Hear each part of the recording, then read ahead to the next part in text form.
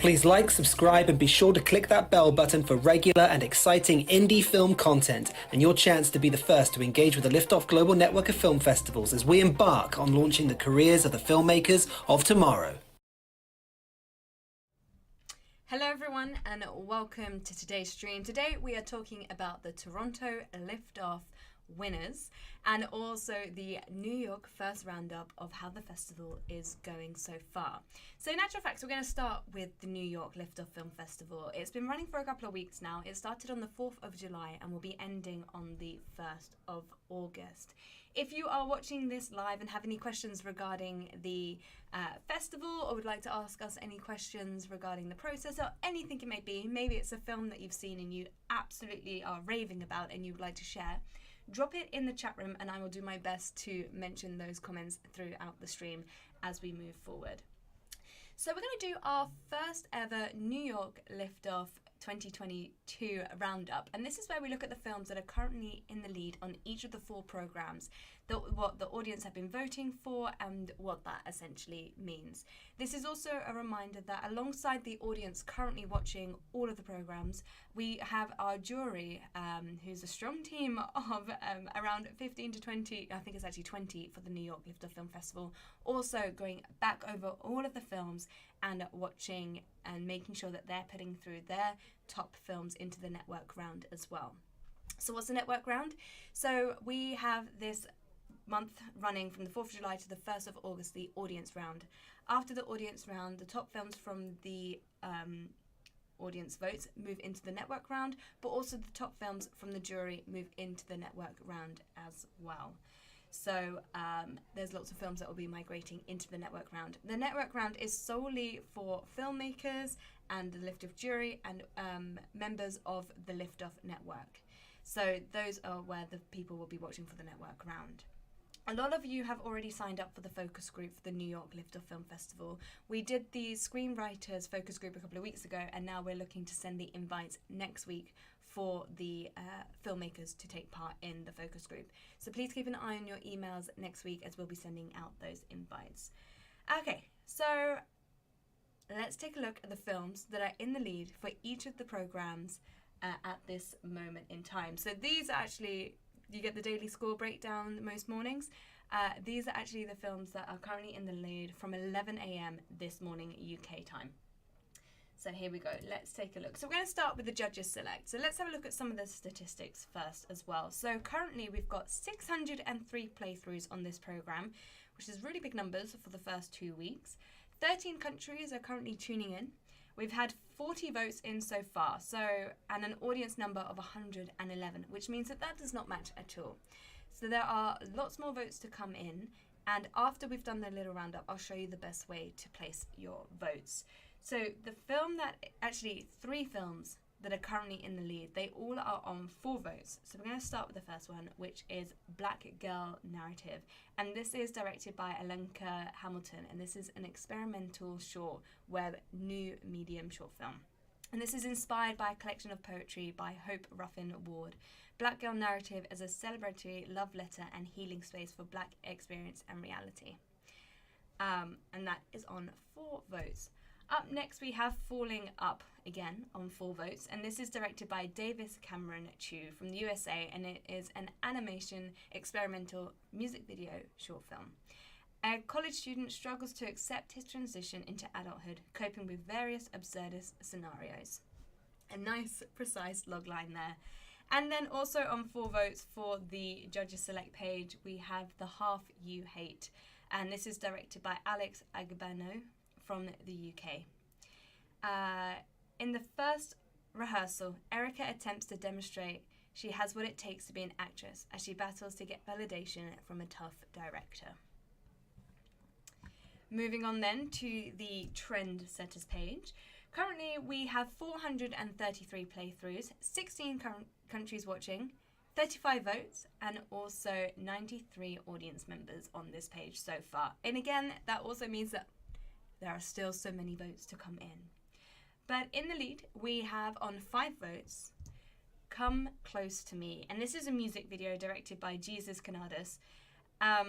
and it follows a musician, Aquarius Star. So after a long night out, music artist Aquarius Star comes home to Tyler looking to surprise her.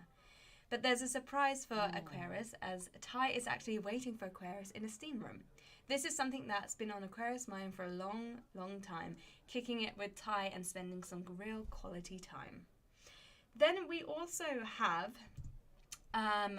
four films that are tied on 3 votes.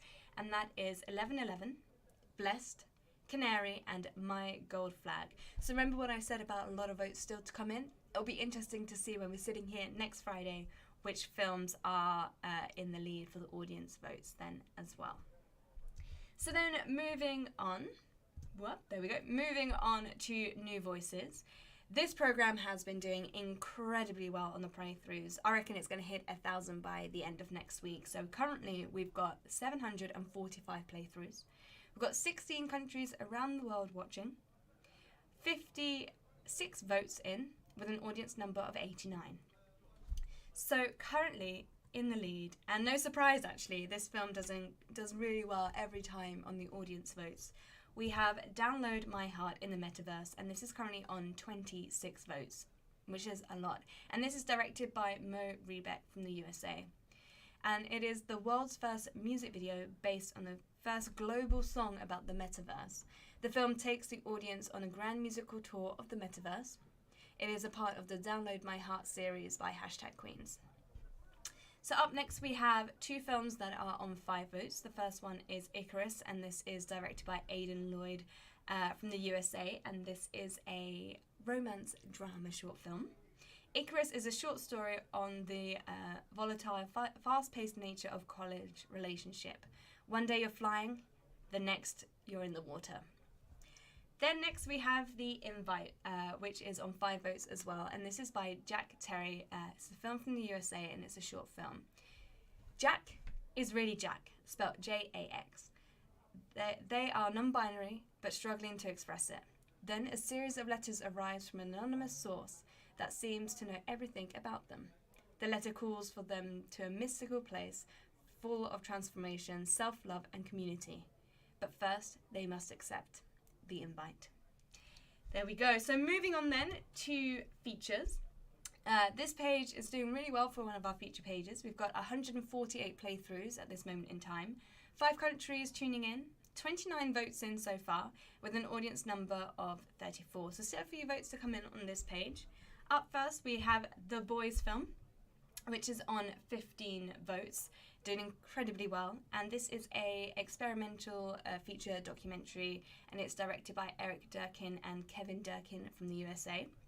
And this is a film about 2 adopted twin boys who travel across from New Jersey to Portland, Oregon to visit their birth relatives for the first time. Up next we have on 5 votes Crisis, and this is directed by James Hodgkins from the USA, and this is a drama and psychological thriller. A burnt-out crisis hotline counsellor receives a plea for help from a psychopath tormented with an existential crisis. Finally, also on 5 votes, we have Let the Music Play, and this is directed by Kate Negan and Heather Duteron from USA, and this is an experimental feature music video documentary. A feature-length documentary by Daily Boom Media on COVID-19's crushing impact on the music industry as seen through the eyes of the artists, musicians, promoters, venue owners, merchandisers, and Save Our Stages and NIVA ambassadors. So there we have it. They are the films that are currently in pole position for the audience votes that are coming in so far. As mentioned, you have the audience votes and you also have the jury votes that make it through to the network round. So I'm just going to play a quick trailer. Oh, someone's just asked me to turn the volume up a little bit. Sorry about that. Yep, there we go. Just turning the volume up and bringing the mic a little bit closer. I hope that is better. Thanks Thomas for letting me know about that. So I'm just going to play a little trailer about the best way for you to vote. I'll get that running this side, and I'll make sure everything technically is working this side. Here we go. Our online festivals are designed to bring much needed new eyes to true indie film. They are a tried and tested method of providing a platform of diverse work to a large audience. The voting process is specifically created to engage people with the collection. Once you purchase the program, to watch the films you'll be sent a ticket email which contains your personal link to sign up to the festival, along with your voting code and link. Before the festival closes, head to the email again to cast your vote. Entering the code in the email will give you access to the form, which will then ask you to select your 2 favourite films and provide some feedback on the projects. Throughout the festival, we'll be running events on our YouTube channel, such as live festival updates, free workshops and promotional filmmaker interviews. Filmmakers will also receive daily updates from the festival. Thank you for participating in the Liftoff Film Festival and supporting indie. So there we have it. That is the voting trailer. Another thing I would like to mention before we move over to the Toronto film winners is that we ask all the filmmakers that have won an award with us, whether that is at a festival, they've picked up a screening in another city, they've picked up a season award nomination or an audience choice award, we ask that they give us a little video accepting their award. And I've got one more to play that came through last week for the Toronto Liftoff Film Festival, and this is from Joaquin Gonzalez, and he picked up the Best Film Award and will be screening with us in Los Angeles later this year. So here is his acceptance speech. Hello, dear friends from Liftoff. Greetings from Uruguay. My name is Joaquin Gonzalez. I'm the director of Last Words that was recently awarded the Best Short Film Award in Tokyo. I'm very honored and very pleased to have received that recognition. The film is inspired in my own personal obsession that I guess we all share of kind of understanding or reflecting on what might happen when we die. It was shot with friends during 2 nights with no budget, so that makes it much more gratifying to receive these sorts of awards and prizes. Recently, I released my first feature film called Alter. I'm currently working on my second feature film called Before Memory, and the Last Words will be screened soon in the Los Angeles Liftoff, so hopefully you'll be able to see it there. Thank you. Adios. Fantastic. So I think it's time that we move on to the Toronto Liftoff Film Festival winners. All of this information is available on our website as soon as this stream finishes. So do head over to the Liftoff website to find out more about the winners and where they're screening next, and also to have a little bit more information. So here we go. I'm just going to share my screen. Here we go. There we go. So here are the winners. All you need to do is go down to drop down Toronto, and then you'll be able to see the winners. So we're going to start first with, here we go. We've got Snake Trail, which is picking up a screening in Los Angeles later this year. And this is directed by Sikong Zhu. And the synopsis is: urged to complete the traditional Chinese death ritual of her mother's only daughter, but without the legal documentations to prove their kinship, a girl finds herself in an institutional conundrum. This is a fantastic short film, actually by a first-time filmmaker at the University of California. An exceptional film with amazing cinematography and performances. I do not know how they managed to get that performance out of the child. It was incredible. So really, really well done.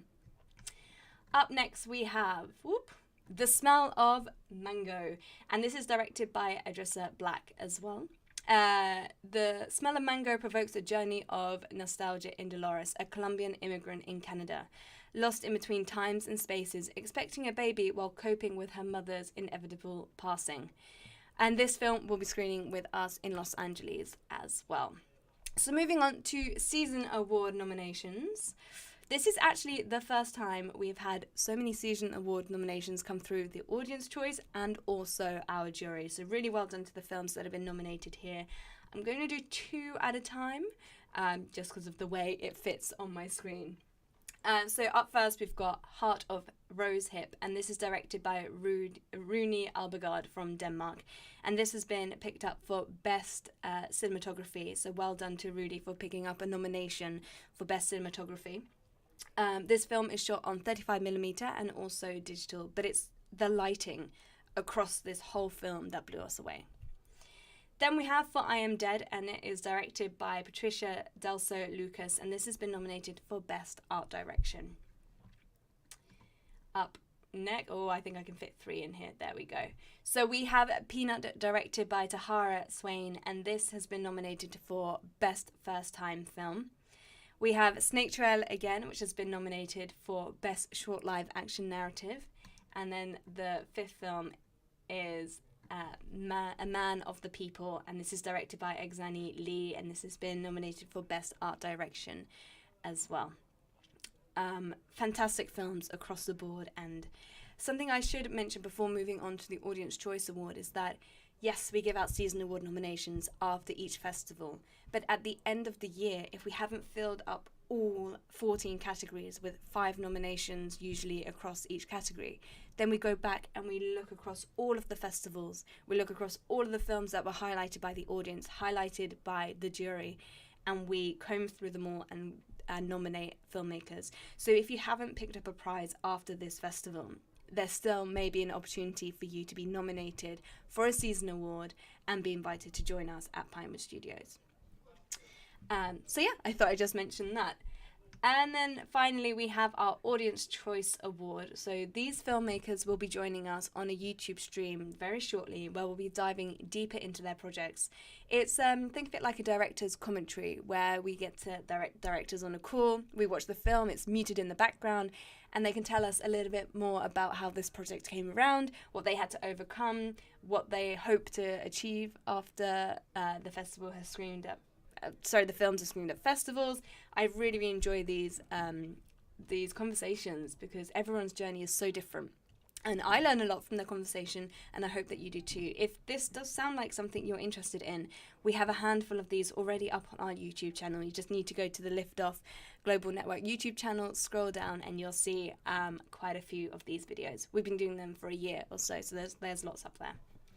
So the first film that will be joining us for the Audience Choice is Ameni, and this is directed by Amar Hatham. We also have Echo, directed by Quentin Farrant. Then we have Katarine, directed by Victor Pelletier, and also 20 Marks, directed by Savas Alpatoon. All of the filmmakers that have received an award after the Toronto Liftoff Film Festival will be emailed with their laurels as well as further information next week. So do keep an eye out for those emails. And thank you to everyone who's joined us. New York is now the festival that we are focusing on. Los Angeles is up next after that in September. So head on to the Liftoff website, go and watch some incredible films that are taking part in New York. And stay tuned because we will be back here very shortly with the Toronto Audience Choice Roundtable. And honestly, I'm already excited. These films are fantastic. Very well done to everyone who took part. Thank you for joining us. Bye-bye.